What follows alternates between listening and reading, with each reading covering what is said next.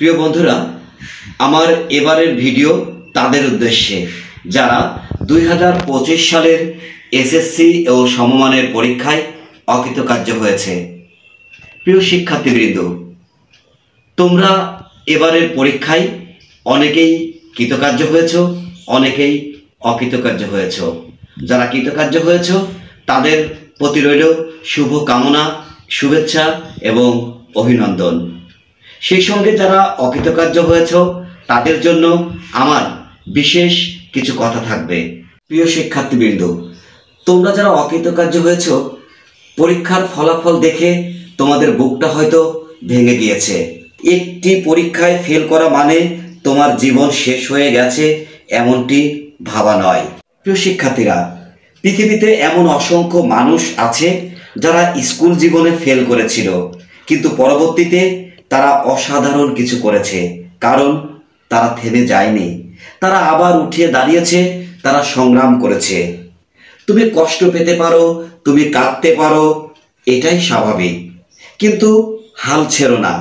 নিজেকে শেষ করে দেওয়ার মতো ভয়ানক সিদ্ধান্ত তোমরা কেন নাও? আমি ঠিক এটাই বুঝতে পারি না, জীবনকে শেষ করে দেওয়ার মতো ভয়ানক সিদ্ধান্ত তোমরা কেন নাও? জীবন শেষ করে দেওয়া মানেই কোনো সমাধান নয়, বরং এটি এক চিরন্তন দুঃখের শুরু। একবার কি কখনো তোমরা ভেবে দেখেছো, তোমার মা, তোমার বাবা, তোমার ভাই বোন, আত্মীয় স্বজন, বন্ধুরা তোমার একটা ভুল সিদ্ধান্তের জন্য তাদের জীবন কতটা দুর্বিষহ হয়ে উঠতে পারে?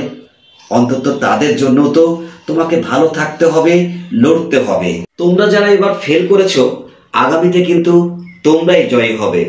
অবশ্যই তোমরা জয়ী হবে, শুধু তোমাদের মনে সাহস রাখতে হবে। শুধু সাহস রাখতে হবে, লড়াইটা চালিয়ে যেতে হবে। জীবন অনেক বড়, একটা পরীক্ষায় সব কিছু নয়।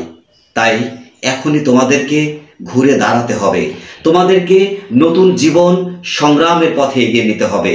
এখনই তোমরা থেমে যেও না। যে সকল শিক্ষার্থীরা পাশ করেছো তাদেরও অভিভাবকদের উদ্দেশ্যে আমি একটি কথা বলবো। আপনার সন্তান পাশ করেছে, অবশ্যই আপনি আনন্দিত হবেন, খুশি হবেন, তাদেরকে উৎসাহিত দেবেন, সন্তানের প্রশংসা করবেন। তবে একটু খেয়াল রাখবেন, আপনার এই আনন্দ উল্লাস যেন অকৃতকার্য যে শিক্ষার্থী তার জীবনের উপর যেন কোনো প্রভাব না ফেলে।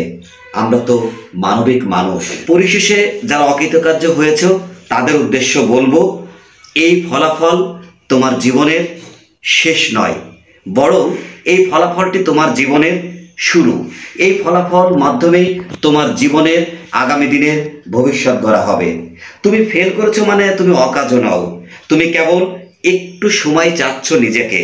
তুমি কেবল নিজেকে গড়ার জন্য একটা যুদ্ধের ময়দানে প্রস্তুতি করে নিতে শেখো। লড়ো, চেষ্টা করো, দেখবে তুমিও একদিন সফল হবে। ভালো থেকো, সাহস রেখো, আর কখনোই হাল ছেড়ো না। তোমাদের সবার জন্যই শুভ কামনা রইল। আল্লাহ হাফেজ।